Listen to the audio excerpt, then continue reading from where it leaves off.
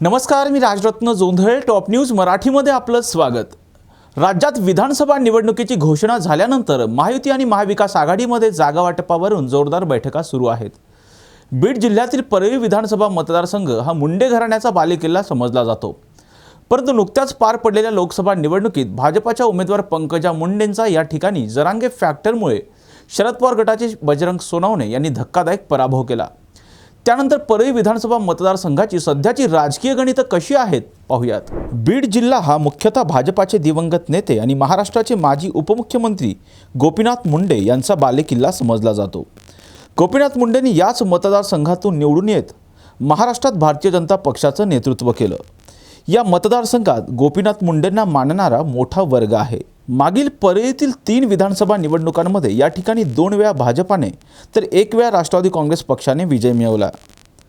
परंतु नुकत्याच पार पडलेल्या लोकसभा निवडणुकीत गोपीनाथ मुंडे यांच्या कन्या पंकजा मुंडे यांचा राष्ट्रवादी काँग्रेस शरदचंद्र पवार पक्षाचे उमेदवार बजरंग सोनवणे यांनी धक्कादायक पराभव केला.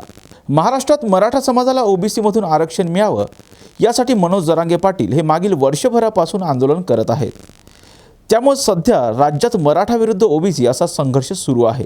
मनोज जरांगे पाटील यांच्या आंदोलनाचं ठिकाण हे जालना जिल्ह्यातील अंतरवाली सराटी हे असल्यानं त्याचा प्रभाव मराठवाड्यात पडला आणि त्यामुळे त्याचा मोठा फटका हा पंकजा मुंडेंना लोकसभा निवडणुकीत बसला. मराठा समाजाची मतं ही मराठा आंदोलनामुळं शरद पवार गटाच्या उमेदवाराला मिळाल्यानं पंकजा मुंडेंचा पराभव झाला आहे. त्याबरोबरच मनोज जरांगे पाटील यांच्या आंदोलनामुळे भारतीय जनता पक्षाला मराठवाड्यात देखील मोठा फटका बसला. मराठवाड्यातील 8 लोकसभा मतदारसंघात भारतीय जनता पक्षाचा एकही उमेदवार निवडून आला नाही. तर मराठवाड्यातील 8 जागांपैकी केवळ एका जागेवर महायुतीला विजय मिळवता आला आहे.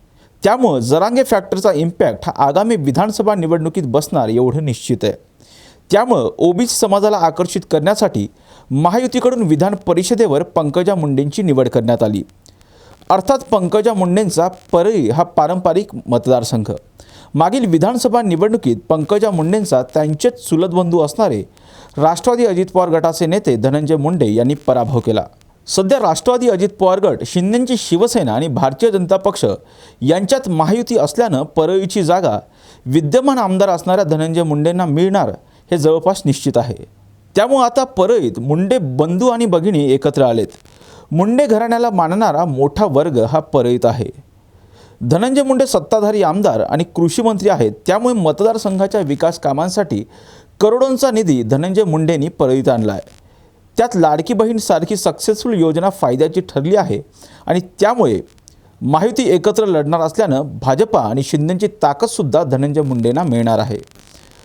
पण मराठा आरक्षणासाठी केलेला विलंब, इतर जातींच्या आरक्षणाच्या मागण्यांना प्राधान्य देताना मराठ्यांच्या मागण्यांकडे केलेलं दुर्लक्ष आणि आरोप प्रत्यारोप या सगळ्यांमुळे जरांगे पाटील आणि मराठा आंदोलक चांगलेच आक्रमक झालेले आहेत. आणि लोकसभा निवडणुकीत जसा दणका दिला तसा दणका विधानसभेला देणार असा निर्धार मनोज जरांगे पाटील यांनी नुकताच केला आहे. त्यामुळे याचा फटका हा धनंजय मुंडेंना बसू शकतो. कारण जी चूक पंकजा मुंडेंनी लोकसभा निवडणुकीत केली तीच चूक सध्या धनंजय मुंडे करताना पाहायला मिळत आहेत. मग ते ओबीसी आंदोलनाला उघडपणे दिलेला पाठिंबा असो किंवा दसरा मेळाव्याला केलेलं आक्रमक भाषण असो, माझ्या नादाला लागू नका असा अप्रत्यक्ष इशारा धनंजय मुंडेंनी मनोज जरांगे पाटील यांना दिला. आणि त्यातच पंकजा मुंडेंची कोयत्याची भाषा ही आगीत तेल ओतणारी ठरल्याची सुद्धा चर्चा सध्या परळीत आहे. त्याचबरोबर या दसरा मेळाव्यात लक्ष्मण हाकेंनी केलेलं भाषण हे सुद्धा मराठा आंदोलकांना पचनी पडल्याचं दिसत नाही. लोकसभा निवडणुकीप्रमाणेच बीडमध्ये मराठा विरुद्ध ओबीसी असा वाद अजूनही कायम आहे. त्याचबरोबर परळी विधानसभा मतदारसंघात धनंजय मुंडे यांच्यासमोर शरद पवारांचंही मोठं आव्हान असणार आहे. कारण पक्षफुटीनंतर शरद पवार आणि मुंडेंमधले आरोप प्रत्यारोप सगळ्यांसमोर आलेत. स्वतः शरद पवारांनी या मतदारसंघावर आता विशेष लक्ष केंद्रित केलं असून 2024च्या विधानसभा निवडणुकीत धनंजय मुंडेंच्या विरोधात महाविकास आघाडी तगडा उमेदवार देण्याच्या तयारीत आहे. काही दिवसांपूर्वी शरद पवारांच्या राष्ट्रवादीमध्ये राजाभाऊ फड यांनी पक्षप्रवेश केला. त्याचबरोबर सुधामती गुट्टे, सुनील गुट्टे आणि राजेसाहेब देशमुख हे परळी विधानसभा मतदारसंघाचे दौरे करतायत. यावरून शरद पवारांनी या मतदारसंघात चांगलीच वातावरण निर्मिती करायला सुरुवात केली आहे. शरद पवारांच्या राष्ट्रवादीने उमेदवारी दिल्यास धनंजय मुंडेंना घरी बसवण्याचा चंगच इच्छुकांनी आता बांधलाय। परळी विधानसभा मतदारसंघातील 2009, 2014 आणि 2019च्या लढती नेमक्या कशा झाल्या होत्या पाहूयात ग्राफिक्सच्या माध्यमातून। 2009च्या विधानसभा निवडणुकीत भारतीय जनता पक्षाकडून पंकजा मुंडे तर काँग्रेस पक्षाकडून त्र्यंबक मुंडे यांनी निवडणूक लढवली। या निवडणुकीत पंकजा मुंडेंना 96,222 मतं मिळाली तर त्र्यंबक मुंडे यांनी 60,160 मतं मिळाली। या निवडणुकीत पंकजा मुंडे 36,062 मतांनी विजयी झाल्या। 2014च्या विधानसभा निवडणुकीत भाजपाकडून पुन्हा पंकजा मुंडे तर राष्ट्रवादी काँग्रेस पक्षाकडून त्यांचे चुलत बंधू धनंजय मुंडे यांनी निवडणूक लढवली। या निवडणुकीत पंकजा मुंडेंना 96,904 मतं मिळाली तर धनंजय मुंडेंना 71,009 मतं मिळाली। पंकजा मुंडेंनी धनंजय मुंडेंचा 25,895 मतांनी पराभव केला। 2019च्या विधानसभा निवडणुकीत भाजपाकडून पंकजा मुंडे तर राष्ट्रवादी काँग्रेस पक्षाकडून त्यांचे चुलत बंधू धनंजय मुंडे यांनी निवडणूक लढवली। या निवडणुकीत पंकजा मुंडेंना 91,413 मतं मिळाली तर धनंजय मुंडेंना 1,22,114 मतं मिळाली। या निवडणुकीत धनंजय मुंडेंनी पंकजा मुंडेंचा तब्बल 30,701 मतांनी पराभव केला आणि पहिल्यांदाच ते विधानसभेवर आमदार म्हणून निवडून गेले। मराठवाड्यात जरांगे फॅक्टरमुळे बदललेल्या राजकीय समीकरणात महायुतीकडून विद्यमान आमदार आणि कृषी मंत्री धनंजय मुंडे विजयी होतात की शरद पवार महाविकास आघाडीच्या माध्यमातून धनंजय मुंडेंना धक्का देतात हे पाहणं आता महत्त्वाचं असणार आहे। अशाच महत्त्वपूर्ण बातम्यांसाठी पाहत राहा टॉप न्यूज मराठी, आपला महाराष्ट्र, आपली बातमी।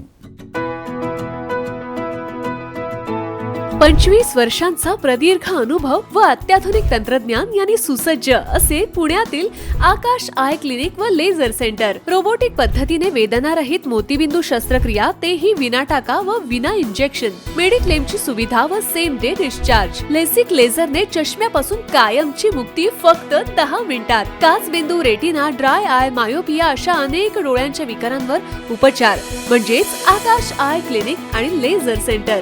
CTR कंपनी जवळ, विमान नगर, नगर रोड, पुणे। संपर्क 8888173100। Come on guys, hurry up. अरे सुन ना, एक ब्रेक ले लेते हैं।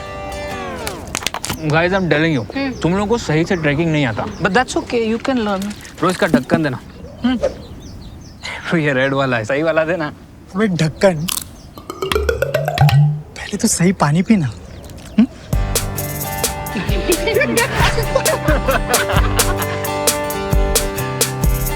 Manikchand Oxyrich, proudly Indian.